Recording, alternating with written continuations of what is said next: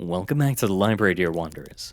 Today we're going to head back to Library Wing 1, the Hidden Nest, back to the first Oak's Shelf, where we'll pick up the first work we see, a short kind of poem story, brought to us by Silber Escher. Now without further ado, Mixed Metaphors. I looked for you today, in the tree line, from my window. In the path over the brook, in the hill where the water gurgles over the rocks, in the glade where a deer leapt away from me, and I saw you everywhere, but I couldn't find you. She thought of him sleeping under the stars. Then she thought of how he really slept under a roof in a bed far from her home. What was he afraid of? Thought Susurrus of Leaves. Why did he build walls between them? Why did he sleep alone? You were on my mind all day during work.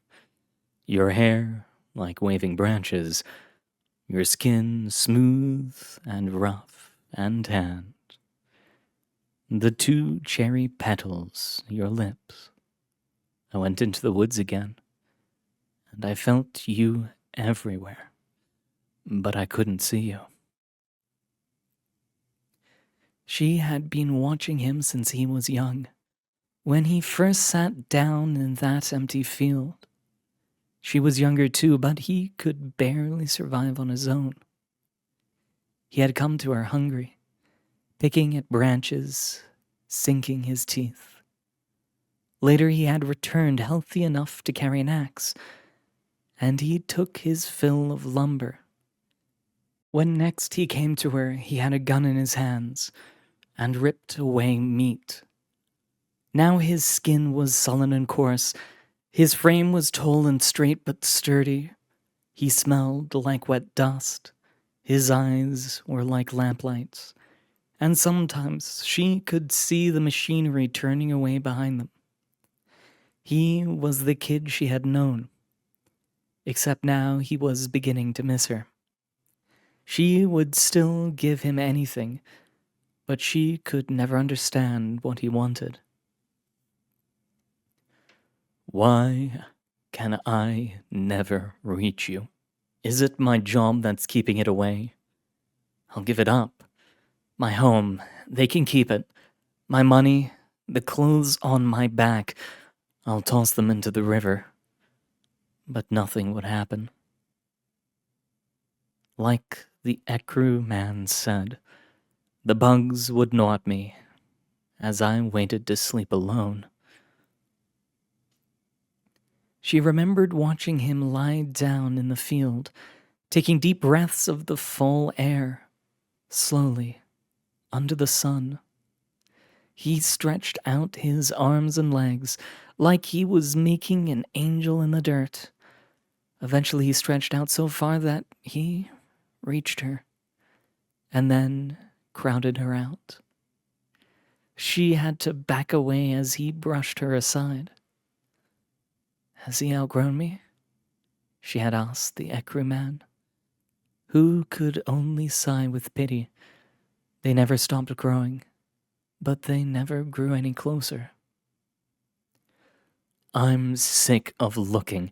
I'm sick of your breath on my cheek, like the warm breeze. I'm sick of your arms outstretched like branches. I'm sick of your eyes, puddles of rainwater, bright and clear. I'm sick of seeing you everywhere and never feeling you. The Ecru man had a lot of questions. He seemed to flit in and out like a butterfly's wings, so sometimes he had trouble hearing her answers. He talked to her lost companion, but when she asked what he said or how he felt, the Ecru man couldn't tell her. He said it would be like explaining up to a square. She became enraged, rancorous, wrathful. and asked what he expected to do with her pain. He said there was nothing he could do for either of them. They were too caught up in allegory. She still wonders what he stands for. He still wonders what she means. A wonderful little poem story. Next, we'll move on to what would be the next work, but we'll be skipping one, for it's part of a larger series that I plan to, if I have the time next week, read in its at least current entirety. So instead, we'll move on to the next work. This one, another short poem, brought to the library by Dragonofelder. Now, without further ado, see the darkness. I see the darkness in the world. Remove my eyes, and I will still hear. Remove my ears, and I will still feel. Remove my hands, and I will still smell. Remove my nose, and I will still taste. Remove my tongue, and I will still know. And I will still glare at you with empty eye sockets, curse you with an empty mouth, strike you with bloody stumps. To be rid of me, you must kill me. But then, others will know, will hear my pain-filled cries and see my mangled corpse. They will know the darkness that dwells in the world, that dwells in you, that once dwelled in me. And you shall know as well. To be free of it, you must remove your eyes, ears, hands, nose, tongue, and kill yourself. Then peace will be had. I can't stop myself from saying it. What a lovely little poem. Next, we'll move on to a longer work. This one, just a few tattered and torn pages from a much, much larger work. This one was brought to the library by Pellet. Now, without further ado, Elemental Typology. Notes: the following excerpts are from the book Elementals, which was found with only pages 6 and 10 intact inside an abandoned general store located next to a partially decayed piece of highway. It has been annotated by several scholars. The first type of element is the wraith. And a footnote here, it should be noted that the author ignores the frequent overlap between what he terms wraiths and what he terms golems. It should also be noted that elementals themselves make little to no distinction, and when they do, always refer to what are referred to as wraiths in this manuscript as xals. It is the stereotypical element with a usually humanoid body made up of element it is associated with. Wraiths are almost always elementals of non-solid elements. Mostly fire, electricity, solar, and air elements fall into this type.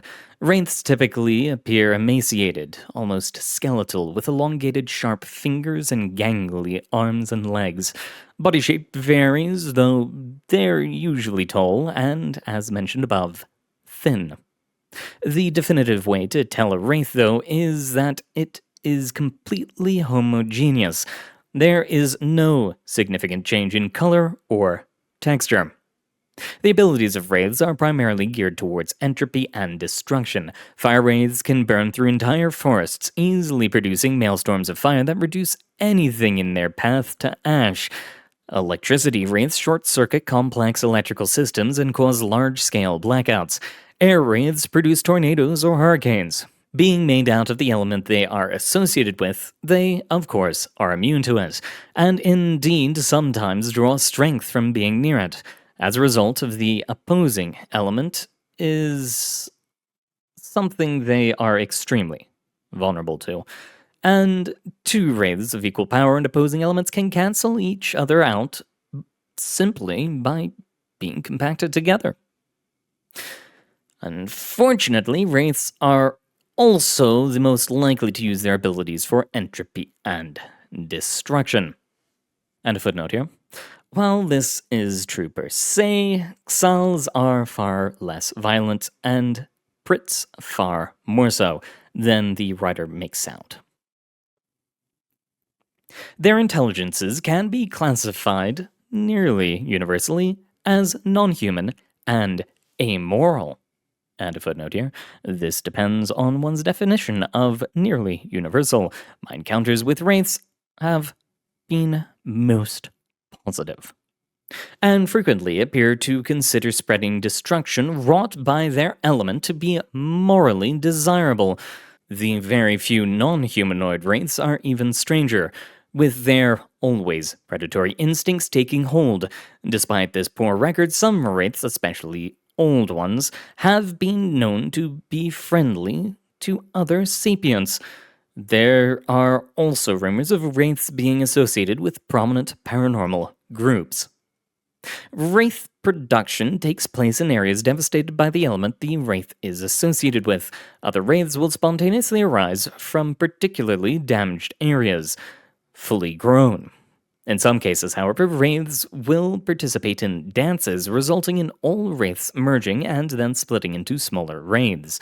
James Picout witnessed a group of fire wraiths doing so in 1973 in the Kalahari and described 3 narrow pillars of fire with a deformed human head at the top made of fire and thin arms and legs made out of the same substance, manifest from the flames and join in a slow ethereal dance, accumulating in the wraiths, flowing together and bursting apart in a flash that left me blind for a day.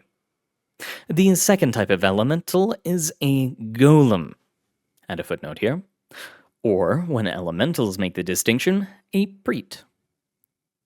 A creature similar to the wraith in that it is constructed of the element it is affiliated with, but different both in body type and element. While a wraith is emaciated, composed of energy or liquid, and almost always humanoid, a golem is shaped like a fairly stout humanoid with a dense body. Naturally, plant, earth, rock, crystal, and ice elementals usually fall into this type. Golems typically have no facial features aside from 2 large eyes, though they can usually speak by causing vibrations of their own body or of any of their element that is nearby. The shape of golems differ usually according to element. While some golems have quite angular bodies, others have smooth body shapes. This division is usually aligned along organic-inorganic lines, with golems of organic elements usually having smooth body shapes and golems of inorganic elements usually having angular ones. Abilities of golems focus around creating things from their element. A rock golem, for example, can easily create stone structures by merely being in contact with rock. While golems are not normally capable of doing this with any degree of speed, resulting in low combat abilities, they are perfectly capable of being potent in their own way, usually by booby-trapping the area they live in. Golems can also change their own body shape to some degree. Rock golems can be smooth or spiny at will. For the most part, golems are perfectly content to live in quiet isolation, reproducing once every few centuries and spending the rest of their days creating things out of their element. Old golems are often noted artisans, though typical golem isolationist tendencies mean that most golems will never produce something for the purpose of use by someone else. Since golems are rather passive individuals, and a footnote here, obviously the writer has never been attacked by an irritated elemental while trying to mine for copper. However, it's not unknown for someone to simply walk into a golem's workshop, take something sitting in a corner gathering dust, and leave without incident. Golems reproduce by manufacturing copies, which sometimes show significant change of them out of their element. Interestingly, their offspring are not always elementals. About 40% of the time, they are golems, and only 10% of those display sapience. Golems associating with civilizations will frequently sell their non sapient offspring for use as labor.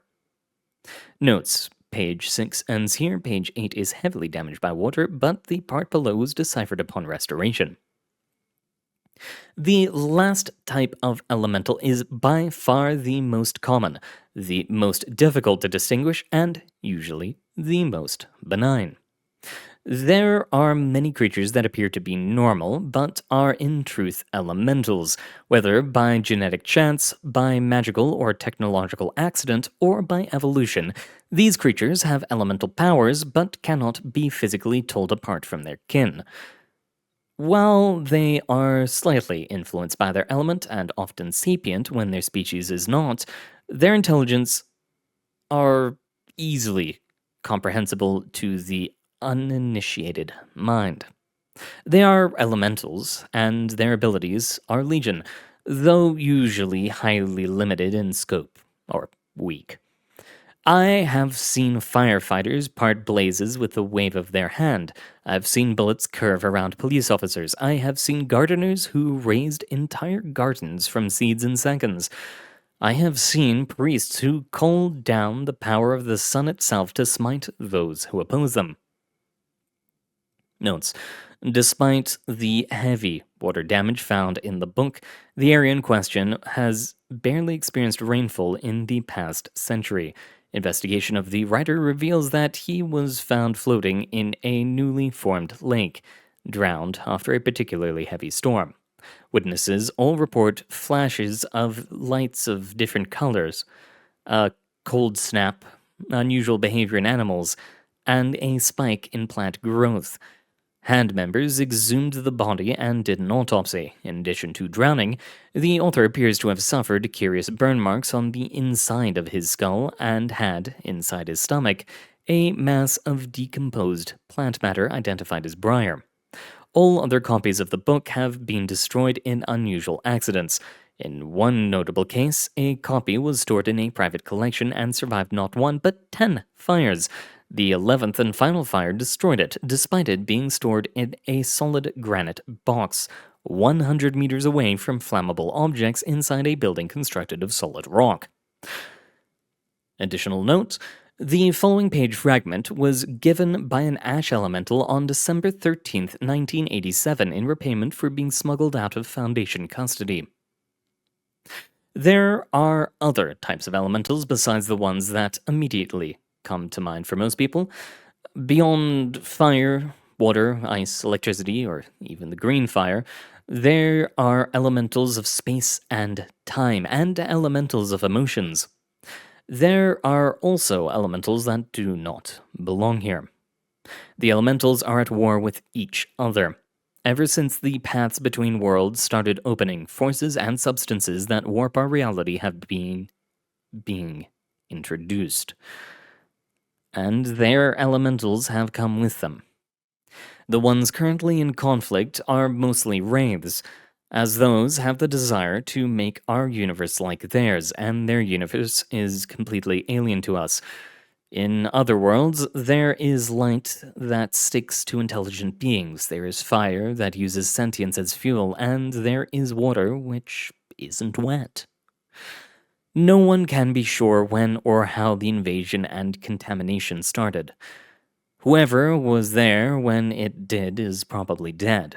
What is known, however, is where, and where, in this case, appears to be Antarctica.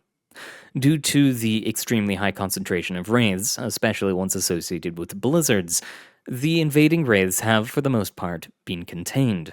The gods also fight them, both out of altruism and self-preservation. No sooner are they found than they are destroyed. But no system is perfect, and the wraiths do not only attack Earth. It cannot even be said for sure that the wraiths attack Earth first.